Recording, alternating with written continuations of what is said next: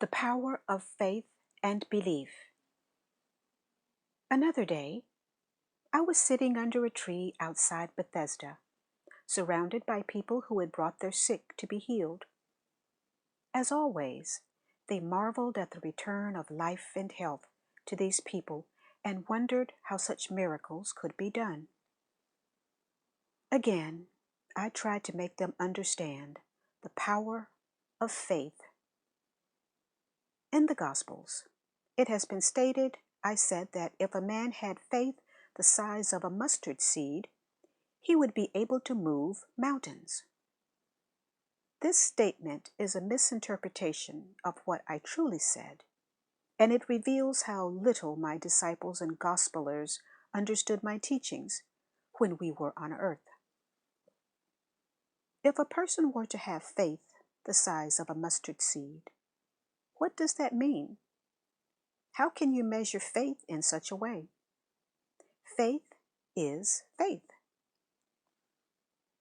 It is a power of total conviction in the mind, possessing the mind, and cannot be restricted in size. Faith, arising out of your need to believe in something, because such a belief will serve your purposes in some way, can be powerful and strong, but never could it be estimated in size. Belief is even stronger. Belief is the offspring of hearsay and logic. Because you have heard something and been convinced that what you have heard or read is true, you develop a deep belief in what you have heard. You believe it to be true.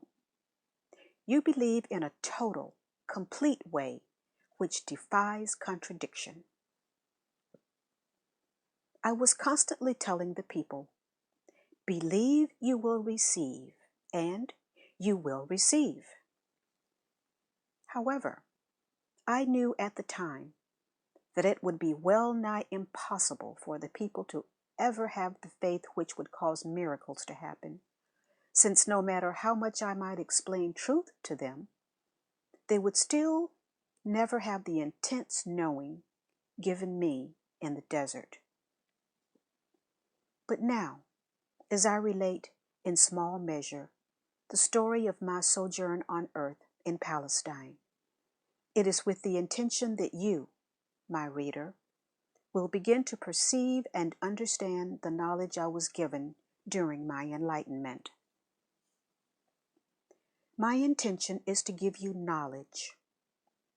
Hearsay is when you are told something but you cannot really prove it is true. Knowledge is when you are told something or read something, and because what you have now heard or read complies logically and realistically with all related items of knowledge already in your mind, and you can understand and believe it in a realistic, logical way, the new information becomes knowledge. You know that what you now know is true. You have a sense of conviction.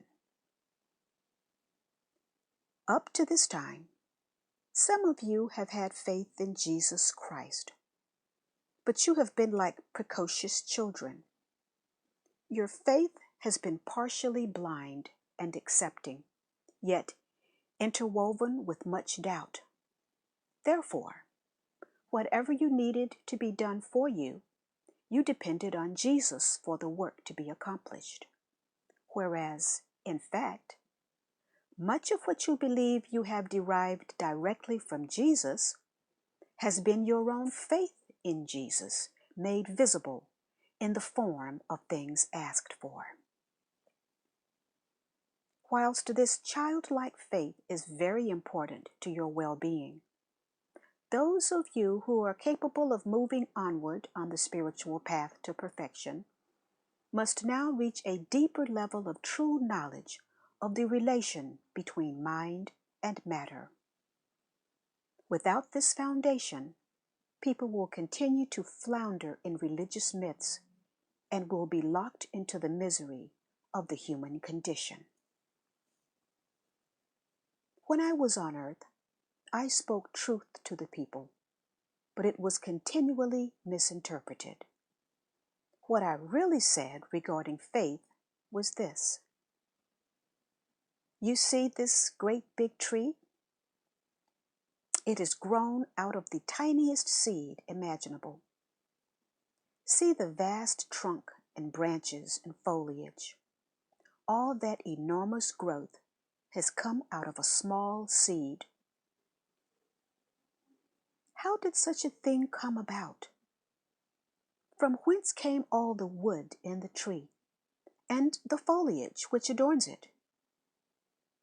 Is not this as much a miracle as are the miracles I perform for you day after day? Is not the growth of this tree as much the work of the Father as the healing which takes place in sick people? I ask you, what is a seed? Can you tell me? No, you cannot. But I will tell you. It is a tiny entity of consciousness knowledge. It is the consciousness knowledge of what it will become. It is a fragment of consciousness drawn from divine creative consciousness. It is a fragment of mind power drawn from Father mind power, which, when planted in the earth and watered by rain, will begin to clothe itself with the visible matter of which it possesses knowledge deep within itself. This knowledge is true. It is firm. It is strong and undeviating. This self-knowledge, embodied in the seed, is a conviction in consciousness. All of life forms arise out of this one-pointed self-knowledge, a conviction in consciousness. This conviction in consciousness is what separates the inanimate soil and rocks from all that lives and grows upon the face of the earth. Where there is no conviction of consciousness or knowledge of identity, there is no growth. The consciousness within soil and rocks remains consciousness in a dormant form. Therefore, if you could believe in what you ask for, as powerfully as does a mustard seed know its own identity, you would be able to do anything you wanted to do. If you could carry within your mind a seed, the perfected plan of your most heartfelt goals, and know beyond all doubt that it can grow and come into perfect fruition, you would see this wonderful seed take on a life of its own, which would presently manifest in your life. And you could surely move the mountains in your lives, those mountains which stand across your path and prevent you from achieving all that you would like. Mountains which, in times of recklessness and evil thinking, have been created by yourselves. If you only understood creation and existence, you would be able to live lives of total freedom, limitless achievement, and transcendent joy. Seek to understand, and you will find that, little by little, understanding will come to you.